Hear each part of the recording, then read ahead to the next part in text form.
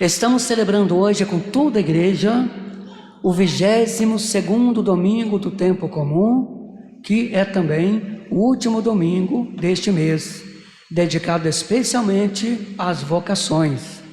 E hoje celebramos também o Dia Nacional do Catequista ou dos Catequistas. Queremos acolher a todas as pessoas que hoje presencialmente puderam estar aqui e acolhemos também mais uma vez, fraternalmente, a todas e tantas pessoas que mais uma vez, à distância, rezam conosco através das redes sociais. A liturgia deste dia nos lembra de Jesus priorizando o ser humano e colocando-o acima das tradições que foram sendo acrescentadas aos 10 mandamentos. Como vimos, os fariseus e alguns doutores da lei foram de Jerusalém e se reuniram em volta de Jesus. Eles viram então que alguns discípulos comiam pão com mãos impuras, isto é, sem as terem lavado. Os fariseus, assim como todos os judeus, seguem a tradição que receberam dos antigos. Só comem depois de lavar as mãos. Quando chegam da praça pública, eles tomam banho antes de comer e seguem muitos outros costumes que receberam por tradição. A maneira certa de lavar copos, jarras e vasilha de cobre, como vimos há pouco no Evangelho. Perguntaram então a Jesus: por que os teus discípulos não seguem a tradição dos antigos, pois comem pão sem lavar as mãos? Jesus respondeu: bem profetizou sobre vós, hipócritas, como está escrito: este povo me honra com os lábios, mas o coração deles está longe de mim. De nada adianta eles prestarem culto, porque ensinam preceitos humanos. Vós abandonais o mandamento de Deus para seguir a tradição dos homens. Em seguida, Jesus chamou de novo a multidão para perto de si e disse: escutem todos e compreendam. Ele não é o que vem de fora e entra numa pessoa que a torna impura. As coisas que saem de dentro da pessoa é que a tornam impura. Pois é de dentro do coração das pessoas que saem as más intenções, como a imoralidade, roubos, crimes, adultérios, ambições desmedidas, maldades, malícia, devassidão, inveja, calúnia, orgulho, falta de juízo. Todas essas coisas más saem de dentro da pessoa e são elas que a tornam impura. Neste domingo, estamos lendo e refletindo o texto do evangelista São Marcos, que apresenta-nos as práticas essenciais da religião de Jesus.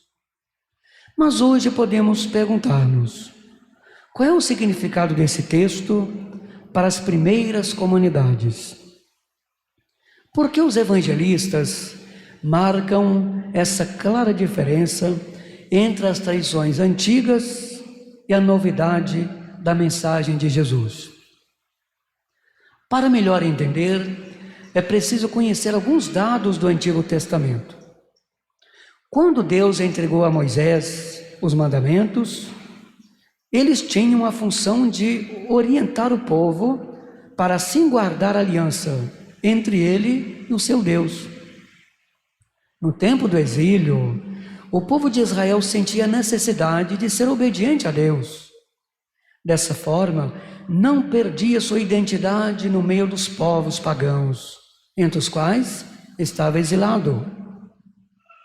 Ao mesmo tempo, isso servia de testemunho entre as nações. Por isso era importante observar a lei da melhor maneira possível, sem nada tirar ou acrescentar. Mas depois do exílio, os escribas fizeram tantas interpretações, tradições, jurisprudências em torno da lei que a tornaram inacessível para o povo comum e perverteram sua intenção fundamental. Corria o risco de não ser expressão do amor de Deus, da sua gratuidade, e foram transformando-se progressivamente num exagero de normas, proibições, cuidados. Os fariseus inventaram que só os que observavam todas estas invenções eram realmente bons judeus. Os outros que nem conheciam a lei e suas interpretações eram ignorantes e até desprezíveis. Já o Antigo Testamento manifesta a rejeição de Deus diante de uma religião ritualista. Quero a misericórdia e não o sacrifício, como também é repetido várias vezes pelo Papa Francisco.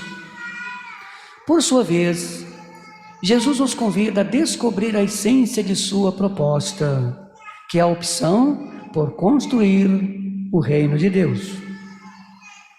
Como é que Jesus revela o reino que anuncia? Ele o faz na medida em que se compromete, em que se compadece dos pobres, na medida em que chama a si os que estão aflitos e sobrecarregados e os alivia, na medida em que traz a boa nova aos pobres, dizendo que a eles pertence o reino, e na medida em que acolhe os oprimidos na liberdade e comunhão com Ele. No Evangelho de hoje, somos convidados a tomar consciência de que algumas práticas sobre a higiene são importantes, mas não mudam a natureza do ser humano. Ter mãos limpas não significa ter um coração limpo. Um grande sorriso pode muito bem esconder uma antipatia. Palavras bonitas muitas vezes buscam somente reconhecimento e aplausos. É preciso que acolhamos com muita gratidão as palavras da exortação de Tiago. Não basta ouvir a palavra do Senhor, mas é fundamental colocá-la em prática, para não nos iludirmos e deixarmos a palavra correr em nossas veias. A hipocrisia estava em apenas ouvir a palavra e não praticá-la. Um povo que louva a Deus com os lábios, mas tem o coração distante dele. Jesus denuncia a manipulação da palavra de Deus pelos fariseus e afasta o formalismo exterior da religião judaica. Celebramos hoje o Dia Nacional do Catequista ou dos Catequistas. Lembrando que quando o mês de agosto tem 5 domingos, como acontece este ano, a Igreja celebra no 5º, neste ano, o dia 29, hoje, o ministério dos catequistas.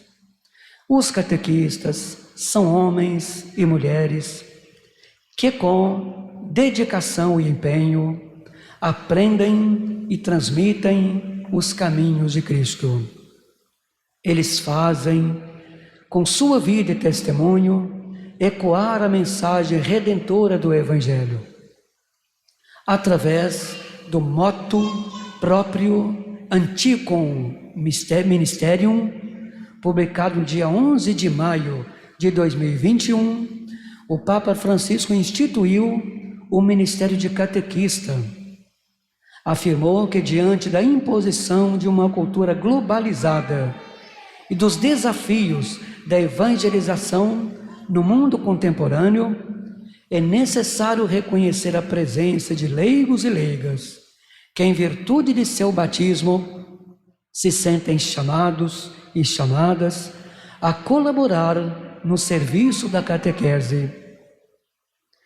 Por se tratar de um tema de extrema importância para a Igreja, a Conferência Nacional dos Bispos do Brasil, CNBB, em sua nona Assembleia Geral, que aconteceu em 1981 em Itaici, em São Paulo, instituiu o mês de agosto como mês vocacional, com o objetivo de ser um tempo dedicado totalmente às vocações e para conscientizar as comunidades acerca da responsabilidade que compartilham no processo vocacional.